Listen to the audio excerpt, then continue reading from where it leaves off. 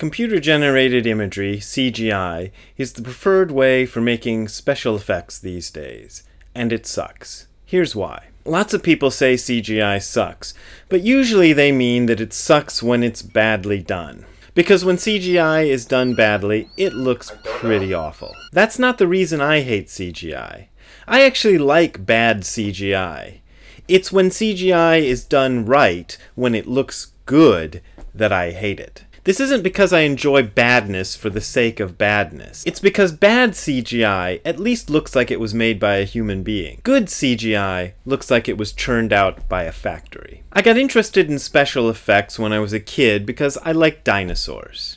I watched every dinosaur movie you could see on TV. I knew dinosaurs were extinct, so I immediately was very curious about how they made those dinosaurs come to life in those movies. Before the 1990s, there were basically three ways you could make a dinosaur appear in a movie. You could animate a model by shooting it one frame at a time and moving it between frames. You could put a person in a bulky dinosaur costume and have him walk around in a miniature set. Or you could stick fins and horns on a lizard and photograph it close up. I liked all of these kinds of movie dinosaurs. But what made them extra cool was knowing about all the hard work that went into making them come alive on screen. Ray Harryhausen toiled alone, twisting his little models in his garage. Eiji Tsuburaya commanded a huge group of people to put together exact miniature replicas of Japanese cities, and convincing dinosaur costumes to smash them to bits.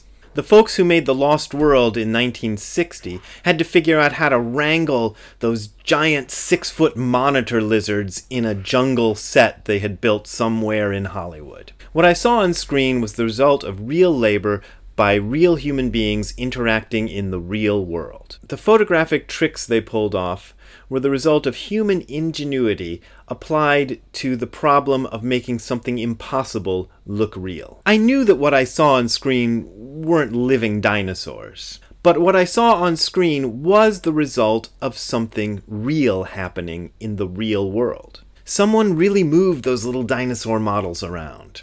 Someone actually put on that heavy costume and walked through the miniature recreation of Tokyo. Someone had to figure out how to get those lizards to sit still while they put all those fins on them. When you asked how did they do that effect, the answers were always fascinating, and they were never the same for any particular effect. There was the incredible story of how Ray Harryhausen figured out how to make Sinbad fight with the army of skeletons. And there was that story about how Eiji Tsuburaya hired a furniture maker to create the miniature Tokyo for the first Godzilla film.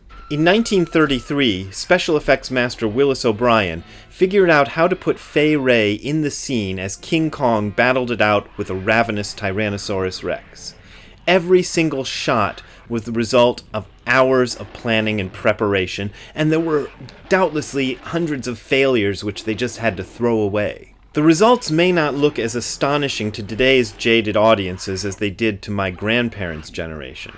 After all, you can make that same kind of effect on your phone these days. But that's just the point. Nowadays, the hardest part of the work has been done by others who came ahead of you. Willis O'Brien had to figure it all out on his own.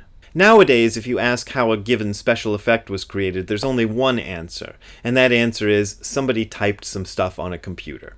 Sure, I know it's more complicated than just that, but still, in the end, it's just typing, and typing is not interesting.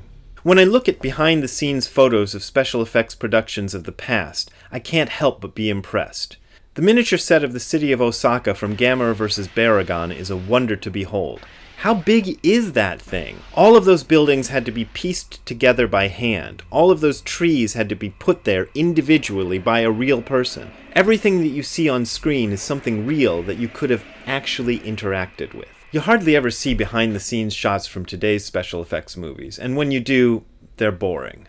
That's because most of the behind-the-scenes shots from a special effects film of today would just look like a bunch of guys sitting in a room typing on computers. When you see the battle scene at the end of Braveheart, you're looking at hundreds of real people in a real field somewhere in Ireland. The film takes place in Scotland, but it was actually shot in Ireland.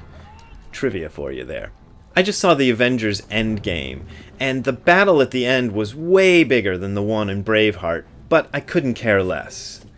None of those people I saw on screen were really anywhere. They were just figments in somebody's imagination transferred onto the screen of a computer and then onto the giant screen at the Cinerama Dome in Hollywood. Even the flaws you can see in older special effects films just make them that much better for me. It's like the difference between a real Persian rug and a rug made by a machine. The rug made by the machine is flawless. It's the flaws in the real handmade Persian rug that make it valuable. There's the story of how Eiji Tsuburaya wanted his giant Frankenstein monster in Frankenstein Conquers the World to eat a wild boar, and the staff spent hours and hours making this miniature wild boar and figuring out how to manipulate it. Somebody said, why don't we just shoot a real boar? It'll look more realistic. And Eiji said, where's the fun in that? That's what I see when I see older special effects films. I see the fun that went into making them. CGI sucks because everything is flawless and perfect, just like a rug made by a machine. Not something made by someone who had to figure out every step of the way how to make it look real. It all looks the same, too. I mean, you could damn well tell when you were looking at a special effect made by Ray Harryhausen as opposed to a special effect made by Eiji Tsuburaya. You could even tell the difference between two different stop-motion animators. These days you can't tell the work of one special effects director from any other. This isn't just nostalgia for a bygone era. This is a longing to see something real. To see something other than the work of people sitting in front of computers. I sit in front of a computer all day long for work. I don't like to be reminded of that every time I go into a theater. And that's all I can see when I look at any one of today's blockbuster Hollywood special effects films. Thank you very much. If you want to support me being a curmudgeon, shaking my fist at the clouds, you can donate to me via PayPal and Patreon. The links are below. I promise I'll do a more Buddhist-oriented thing later. This is another one of my interests and passions. See you next time. Bye.